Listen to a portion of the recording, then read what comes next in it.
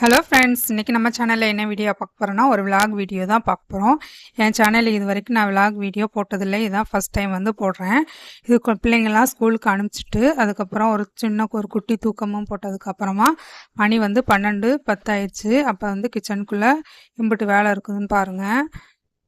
பாத்திரம் எல்லாத்தையும் எடுத்து தொட்டியில் வந்து கழுவ போட்டாச்சு. ரைஸ் வந்து தோசை மாவு அரைக்கிறதுக்காக ஊற போட்டு வச்சுருந்தேன். மீன் வந்து வாங்கி வச்சுருந்தேன். மீன் வந்து கடைக்கு போய் வாங்கலை, வீட்டிலே வந்து கொடுப்பாங்க, அங்கே தான் வாங்கி வச்சுருந்தேன். அந்த மீனையும் க்ளீன் பண்ணி வச்சிடலான்னு சொல்லிட்டு அதையும் எடுத்து வச்சுருக்கேன்.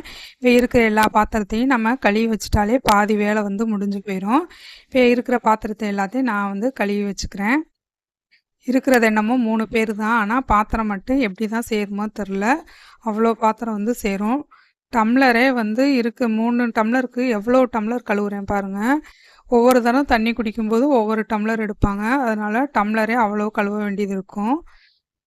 ஒருத்தவங்க குடித்த டம்ளரில் இன்னொருத்தவங்க வந்து குடிக்க மாட்டாங்க. இருக்கிறது 3 பேர் தான். இப்போ இருக்கிற பாத்திரத்தை எல்லாத்தையும் கழுவி வச்சாச்சு. நெக்ஸ்ட் வந்து நம்ம மீன் வந்து வச்சுருந்தோம், அதையும் நம்ம வந்து க்ளீன் பண்ணோம். அதுக்கு முன்னாடி நம்ம தொட்டியை வந்து க்ளீன் பண்ணி விட்டுறலாம். ஒவ்வொரு தரம் கழுவும்போது நம்ம தொட்டியை க்ளீன் பண்ணி விட்டுறணும். அப்போ தான் தொட்டியும் நல்லா க்ளீனாகவும் இருக்கும், ஸ்மெல்லும் வராமல் இருக்கும். இப்போ தொட்டியும் க்ளீன் பண்ணியாச்சு. இப்போ மீனை வந்து நம்ம க்ளீன் பண்ணி எடுக்கணும். அதையும் தண்ணியில் வந்து கழுவ போட்டுடலாம். மீனை தண்ணி ஊற்றி வச்சுட்டு அதுக்கப்புறம் நம்ம தோசை மாவு வந்து ஊற போட்டு வச்சுருந்தா அதையும் நம்ம கிரைண்டரை கழுவி போட்டு விட்டோம்னா அது ஒரு பக்கம் ஆட்டிக்கிட்டு இருக்கோம். அதுக்கடையில் நம்ம மீனையும் க்ளீன் பண்ணி எடுத்துடலாம். அதனால் ஃபஸ்ட்டு மீனை வந்து நம்ம தண்ணியில் போட்டுக்கலாம். மீன் ஃபுல்லாக மண்ணாக இருக்கும், அதனால் மீனை வந்து ஃபஸ்ட்டு ஒரு தண்ணி ஊற்றி கழுவி எடுத்து வச்சிடலாம். மீனை தண்ணியில் போட்டதுக்கப்புறம் அந்த அடுப்பு மேடை எல்லாத்தையும் நம்ம க்ளீன் பண்ணி எடுத்து விட்டுறலாம். பாத்திரத்தை கழுவுனாலே பாதி வேலை வந்து முடிஞ்சு போயிடும். அதுதான் இருக்கிறதுலே பெரிய வேலை. சமைக்கிறது கூட ஈஸியாக சமைச்சிடலாம், அந்த பாத்திரத்தை கழுவுறது தான் இருக்கிறதுலே பெரிய வேலையாக தெரியும். பாத்திரத்தை கழுவியே பொழுது போயிடும் போல், அந்த அளவுக்கு பாத்திரம் சேர்ந்த மணிக்கே தான் இருக்கும். அதையும் கழுவி வச்சுக்கிட்டே இருக்கிறப்ப தான் இருக்கும். சில சமயம் ஒரு நாளைக்கு 3 தடவை பாத்திரத்தை கழுவேன். சில சமயம் அப்படியே போட்டு வச்சுட்டு 5 மணிக்கு அப்புறமா பிள்ளைங்கள்லாம் வந்ததுக்கப்புறம் கழுவி வைப்பேன். சில சமயம் சுறுசுறுப்பாக இருந்தேன்னா மத்தியானம் போலவே கழுவி எடுத்து வச்சுருறது. இப்போ நம்ம வந்து கிரைண்டரையும் கழுவி நம்ம அரிசிக்கு ஊற போட்டு வச்சுருந்தா அதையும் நம்ம வந்து அரைக்க போட்டுடலாம்.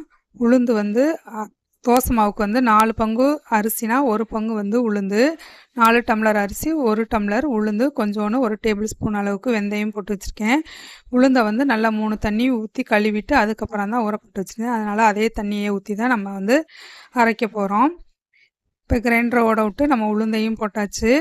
உளுந்து எல்லாம் நல்லா அரைப்பட்டதுக்கப்புறமா தான் நம்ம தண்ணி வந்து ஊற்றணும். ஃபஸ்ட்டே நம்ம தண்ணி ஊற்றிட்டோம்னா சில உளுந்து வந்து அரைப்படாமல் இருக்கும். அதனால் எல்லா உளுந்தும் நல்லா அரைய விட்டதுக்கப்புறமா நம்ம தண்ணி வந்து ஊற்றிடலாம்.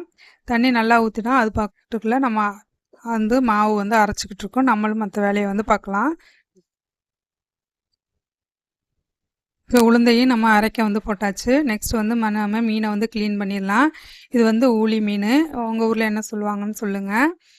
ஃபஸ்ட்டு மேலே இருக்கிற அந்த ஸ்லாம்பு எல்லாத்தையும் நம்ம கத்தி வச்சு நல்லா சுரண்டி எடுத்துடலாம்.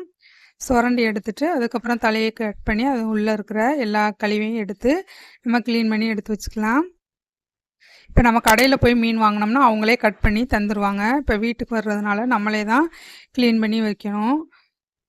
அதுதான் ஒன்று ட்ராபேக்கு. நம்ம கடையில் போய் வாங்கினோம்னா அதுக்கு ஒரு டைம் எடுத்து போகணும். அதனால் சோம்பேறிப்பட்டுட்டு வீட்டில் வரும்போதே நம்ம மீனை வந்து வாங்கி வச்சுக்கலாம். அது மாதிரி வீட்டில் மீன் வாங்கினோன்னா கொஞ்சம் சின்ன மீனாக தான் வாங்குவேன், ஏன்னா பெரிய மீனை வந்து கட் பண்ண முடியாது. அதனால் சின்ன மீனாக வாங்கிக்கிறது. பெரிய மீன் வாங்கினா கடையில் தான் போய் வாங்கி க்ளீன் பண்ணி கட் பண்ணி எடுத்துகிட்டு வருவேன். இப்போ இது சின்ன மீனால் நானே வந்து வீட்டில் வந்து ஈஸியாக கட் பண்ணி எடுத்துருவேன். இப்போ ஒரு மீனை வந்து 4 பீஸாக போட்டாச்சு. இது மாதிரி எல்லா மீனையும் க்ளீன் பண்ணி எடுத்தாச்சு. நெக்ஸ்ட்டு வந்து இதை கழுவுறதுக்கு நல்லா ஒரு கைப்பிடி அளவுக்கு கல் உப்பு போட்டு நல்லா பாத்திரத்தில் போட்டு நல்லா இந்த மாதிரி உரசி எடுத்தோம்னா நல்லா வந்து க்ளீன் ஆயிரும். இப்போ இந்த மாதிரி உள்ளே இருக்கிற அந்த ரத்தம் எல்லாத்தையும் எடுக்கிறதுக்கு ஒரு சின்ன கத்தியை வச்சு உள்ளதெல்லாம் சுரண்டி எடுத்தோம்னா ஈஸியாகவே நம்ம எடுத்துடலாம். அந்த ஓடுற தண்ணியில் விட்டு நம்ம வந்து எடுக்கணும். நம்ம கையை வச்சு எடுக்கும்போது சில சமயம் அந்த முள் வந்து குத்திரும். அது மாதிரி இந்த கத்தியை வச்சு இந்த மாதிரி எடுக்கும்போது நம்ம ஈஸியாகவும் க்ளீன் பண்ணி எடுத்துடலாம். இது மாதிரி பாத்திரத்தில் போட்டு நல்லா சுரண்டி உரசி கழுவி நல்லா வந்து எடுக்கணும். மீனை வந்து நல்லா கழுவணும், அப்போனா தான் குழம்பு வந்து டேஸ்ட்டாக இருக்கும். மீன் வந்து ஒரு பழமொழி கூட சொல்லுவாங்க, மீன் கழுவாமல் கெடும், கறி வந்து கழுவி கெடும்னு சொல்லுவாங்க. அது மாதிரி மீனை வந்து நல்லா க்ளீன் பண்ணி எடுத்துடணும். கறியை வந்து கொஞ்சமாக தான் க்ளீன் பண்ணணும். கறியை வந்து ரொம்ப க்ளீன் பண்ணணும் அவசியம் இல்லை. ஆட்டுக்கறியெலாம் 2 டைம் வந்து கழுவுனாலே போதும்னு சொல்லுவாங்க. ஆனால் மீன் மட்டும் நல்லா தண்ணி ஒயிட் ஆகுற வரைக்கும் நல்லா கழுவி எடுக்கணும். இப்போ மீனை எல்லாத்தையும் நல்லா கழுவியாச்சு. இது மாதிரி பாக்ஸில் வந்து தனித்தனியாக கொஞ்சம் மீனை வந்து எடுத்து பிரித்து வச்சிட்டோம்னா நம்ம ஒவ்வொரு தடவை சமைக்கிறதுக்கு ஈஸியாக இருக்கும். அது மாதிரி எல்லாத்தையும் பிரித்து வச்சு நம்ம வந்து ஃப்ரீசர்லேயும் வச்சாச்சு. இப்போ இந்த பாத்திரத்தையும் கையோடு அப்படியே கழுவி வச்சிட வேண்டியதான். இந்த மாதிரி ஒவ்வொரு டைமும் பாத்திரத்தை கழுவிக்கிட்டே தான் இருக்கிற மாதிரி இருக்கும். பாத்திரம் சேர்ந்துக்கிட்டே தான் இருக்கும். இப்போ இந்த பாத்திரத்தையும் கழுவி வச்சுட்டு நம்ம உளுந்து வந்து ஆட்டை போட்டு வச்சுருந்தோம். அதுவும் வந்து இன்ன வரைக்கும் ஆட்டியிருக்கும். இந்த பாத்திரத்தை கழுவி வச்சுட்டு அதையும் நம்ம வந்து தோண்டி எடுத்துடலாம். அது மாதிரி கையை நல்லா லிக்விட் ஊற்றி கழுவிக்கலாம். மீனுடைய ஸ்மெல்லு வரும், அதனால் நல்லா கழுவிக்கலாம். சிங்கையும் நல்லா கழுவி விட்டுறலாம். இல்லைன்னா மீன் வந்து அதோடைய வாடை வந்துக்கிட்டே இருக்கும் கிச்சனுக்கு போகிற நேரம்லாம். அதனால் ஒவ்வொரு தடவை மீனை கழுவும்போது நல்லா லிக்விட் போட்டு அந்த தொட்டியை வந்து கழுவி விட்டுருவேன். இப்போ தொட்டியை வந்து கழுவியாச்சு. நெக்ஸ்ட் வந்து உளுந்தும் ஆட்டிடுச்சான்னு பார்த்து அதையும் நம்ம வந்து பாத்திரத்துக்கு மாற்றிடலாம். உளுந்து நல்லா நைஸாகவே ஆட்டி நல்லா பொங்கியும் வந்திருக்கு. பாத்திரத்தில் வந்து உளுந்தை வந்து மாற்றிக்கலாம். மாவு அரைச்சோம்னா நாங்கள் 3 பேர் இருக்கிறதுனால எப்படியும் ஒரு 8 டேஸ்க்காவது வரும். அதனால் பாதியை வந்து எடுத்து தேவைக்கு மட்டும் ஃபஸ்ட்டு எடுத்து வச்சுட்டு மீதியை வந்து ஃப்ரிட்ஜில் வந்து ஒரு 4 மணி நேரம் கழித்து தூக்கி வச்சுருவேன். இப்போ வந்து அரிசியும் போட்டுடலாம். அரிசி வந்து நான் 4 தண்ணி கழுவிட்டு தான் போட்டு ஊற வச்சுருந்தேன். அதனால் அது ஒரு டைம் நல்லா வாஷ் பண்ணிவிட்டு இப்போ வந்து கிரைண்டரில் வந்து சேர்த்தாச்சு. இப்போ வந்து மணியும் 1:30 ஆயிடுச்சு. அதுக்கு இடையில நம்ம குளிச்சுட்டு தொழுதாச்சு. அதுக்கு அப்புறம் அரிசியும் நல்லா ஆட்டிடுச்சு. இப்போ நம்ம எடுத்து வச்சுருந்த உளுந்தையும் ஒன்றா சேர்த்து நல்லா மிக்ஸ் பண்ணி எடுத்துக்கலாம். இந்த மாதிரி கிரைண்டர்லேயே போடும்போது ஈஸியாக மிக்ஸ் பண்ணிடலாம். இல்லைன்னா கையை வச்சு போட்டு மிக்ஸ் பண்ணுற மாதிரி இருக்கும். நான் கொஞ்சோன்னு தான் அரைக்கிறதுனால கிரைண்டர்லேயே ஒன்றா போட்டு நான் மிக்ஸ் பண்ணி எடுத்துக்குவேன். நிறையா இருந்ததுன்னா கிரைண்டரில் போடும்போது வலிஞ்சு கொட்டிடும். அதனால் அப்படி போட மாட்டேன். கொஞ்சமாக போடும்போது மட்டும் கிரைண்டர்லேயே ஒன்றா போட்டு மிக்ஸ் பண்ணி எடுத்துக்குவேன். இப்போ மாவையும் ஆட்டியாச்சு. இதையும் பாத்திரத்தில் வந்து மாற்றி வச்சிடலாம். இந்த மாதிரி அள்ளும்போது எனக்கு ஈஸியாக இருக்கும். கொஞ்சமாக இருக்கிறதுனால நம்ம ஈஸியாகவே தோண்டி எடுத்துடலாம். இப்போ எக்ஸ்ட்ரா அந்த தட்டில் இருந்த மாவையும் வலித்து பாத்திரத்தில் வந்து மாற்றிடலாம். இப்போ கொஞ்சோன்னு மட்டும் அதில் தண்ணி சேர்த்து கிரைண்டரை வந்து கழுவி விட்டுறலாம். ரொம்ப தண்ணி ஊற்றாமல் கொஞ்சோன்னு மட்டும் தண்ணி ஊற்றி அந்த கிரைண்டரை அலசி அப்படியே அந்த மாவு கூட சேர்த்து நல்லா மிக்ஸ் பண்ணி வச்சிடலாம். இந்த மாவுலேருந்து அந்த நைட்டுக்கு தோசை சுடுற அளவுக்கு மட்டும் ஒரு மாவை வந்து பாத்திரத்தில் மாற்றிட்டு நெக்ஸ்ட் இருக்கிற மீதி மாவை வந்து உப்பு சேர்க்காமல் வைக்கணும். உப்பு சேர்த்தோம்னா சீக்கிரம் புளிச்சு போயிடும். அதனால் நான் அன்னைக்கு தேவையான மாவை மட்டும் ஒரு பாத்திரத்தில் மாற்றி கொஞ்சோண்டு உப்பு சேர்த்து நல்லா கையால் மிக்ஸ் பண்ணி வச்சோம்னா ஈஸியாக புளிச்சிரும். நம்ம அந்த நைட்டே வந்து நம்ம தோசை வந்து ஊற போட்டுக்கலாம். நான் காலையிலேயே இந்த அரிசி உளுந்தெல்லாம் ஊற போட்டு வச்சாச்சு. அப்படி தோசை சுடுறதுக்கு கரெக்டாக இருக்கும். இப்போ கிரைண்டரையும் தொடச்சி நம்ம வச்சுட்டு அந்த இடத்தையும் நம்ம க்ளீன் பண்ணி விட்டுறலாம். கையோட எல்லா வேலையும் செய்யும்போது நமக்கு ஈஸியாக இருக்கும். இல்லைன்னா போட்டு வச்சோம்னா திருப்பி வந்து செய்கிறதுக்கு எரிச்சலாக இருக்கும். அதனால் கையோடையே எல்லாத்தையும் அப்பப்போ தொடச்சி வச்சிடுறது. சில சமயம் சோம்பேறியாக இருந்ததுன்னா அப்படியே போட்டு வச்சுட்டு அதுக்கப்புறமா க்ளீன் பண்ணிக்குவேன். இப்போ கிரைண்டரையும் நம்ம கழுவி வச்சிடலாம்.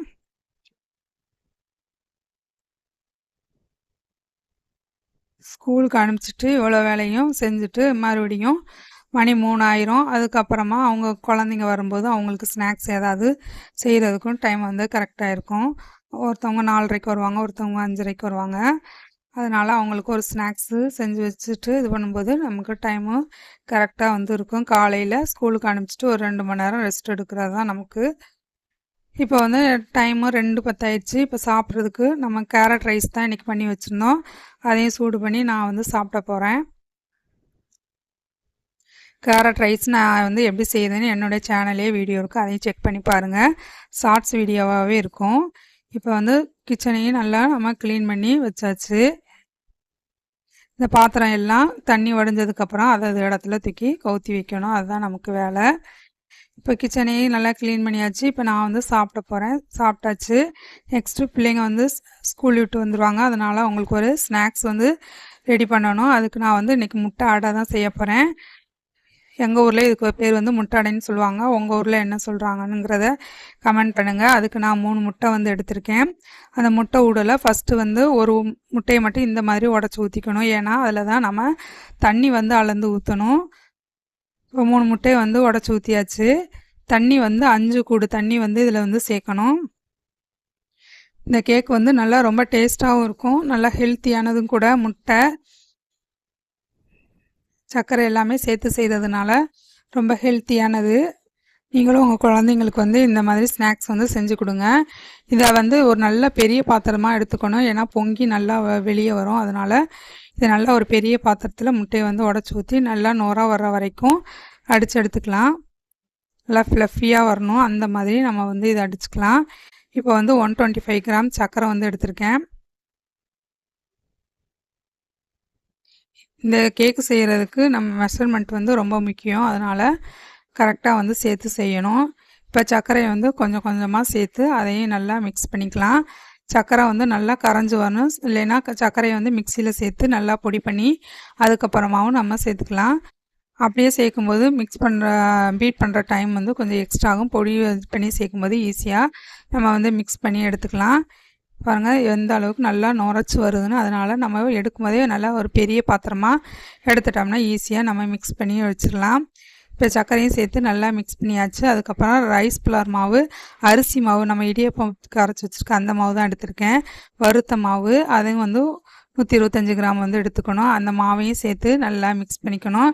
செய்யும் போதே கரண்டு போயிடுச்சு, அதனால் நாங்கள் அப்படியே கையிட்டே வந்து நான் மிக்ஸ் பண்ணி விட்றேன். மாவு சேர்த்துட்டு ரொம்ப பீட் பண்ணணும்னு அவசியம் இல்லை, அதனால் அப்படியே ஹேண்ட் பிளெண்டரை வச்சு அப்படியே நான் வந்து மிக்ஸ் பண்ணி விட்டுக்கிறேன். மாவு, அரிசி, சர்க்கரை எல்லாமே நல்லா மிக்ஸ் ஆகி வரணும். லாஸ்ட்டாக ஒரு பிஞ்ச் அளவுக்கு உப்பு வந்து சேர்த்து அதையும் நல்லா மிக்ஸ் பண்ணிக்கலாம். அடியிலலாம் நல்லா தங்கி இருக்கும், அதனால் மாவு வந்து அடியில் போய் தங்க ஆரம்பிச்சிடும். அதனால் நல்லா மிக்ஸ் பண்ணி விட்டுக்கலாம். இதுக்கு இடையில நான் வந்து குக்கரை வந்து அடுப்பில் வந்து ஹீட் பண்ண வச்சுருக்கேன். டைரெக்டாக தான் அடுப்பில் வந்து குக்கரை வந்து வைக்கணும். பேக் பண்ணுற மாதிரி வைக்காமல் அப்படியே டைரெக்டாக அடுப்பில் வந்து வச்சுக்கலாம். இப்போ இதை எல்லாத்தையும் நல்லா மிக்ஸ் பண்ணி எடுத்தாச்சு. இப்போ குக்கரை வந்து வச்சுருக்கேன். இது நல்லா அகலமான குக்கர் இருந்தால் அதில் வந்து வச்சுக்கோங்க. நான் இப்போ வந்து 3 லிட்டர் குக்கரில் தான் வைக்கிறேன். இப்போ இது கூட தேங்காய் எண்ணெய் வந்து சேர்த்துக்கலாம். தேங்காய் எண்ணெய் வந்து சேர்க்கும்போது நல்லா வாசமாக இருக்கும். அந்த ஸ்மெல்லே வீடே நல்லா மணக்கும், அந்த அளவுக்கு ஸ்மெல்லாக இருக்கும். உங்களுக்கு தேங்காய் எண்ணெய் வேணான்னா நெய்யும் கூட நம்ம சேர்த்துக்கலாம். இப்போ நம்ம மிக்ஸ் பண்ணி வச்சுருந்தா மாவு வந்து சேர்த்துக்கலாம். இது நல்லா ஸ்பாஞ்சியாக சாப்பிட்றதுக்கு ரொம்ப சூப்பராக சாஃப்டாக இருக்கும். நீங்களும் உங்கள் வீட்டில் ட்ரை பண்ணி பாருங்கள். நல்லா ஹெல்த்தியான ஸ்நாக்கும் கூட. இப்போ குக்கர் மூடியை போட்டு விசில்லாம் போடக்கூடாது, கேஸ்கட்டு எதுவும் போடாமல் ஒரு 15 நிமிஷம் மட்டும் வேக வச்சு எடுத்தோம்னா நம்மளுடைய முட்டை அடை வந்து தயாராகிடுச்சு. நல்லா ரொம்ப சாஃப்டாக இருக்குது. இது ஆறுனதுக்கப்புறமா குக்கர்லேருந்து வெளியே ஈஸியாக எடுத்துக்கலாம். இப்போ நான் அதை சூடோடு எடுக்கிறதுனால இதாக இருக்குது. பிள்ளைங்கள் வந்ததுனால நான் உடனே சூடோடையே கட் பண்ணி கொடுத்துட்டேன். இன்றைக்கி டே வந்து இந்த மாதிரி தான் போச்சு. என்னோடய சேனல் உங்களுக்கு பிடிச்சிருந்துச்சுன்னா லைக் பண்ணுங்கள், ஷேர் பண்ணுங்கள், சப்ஸ்கிரைப் பண்ணுங்கள். கூடவே பெல் ஐக்கானையும் கிளிக் பண்ணுங்கள். பிடிக்கலைனாலும்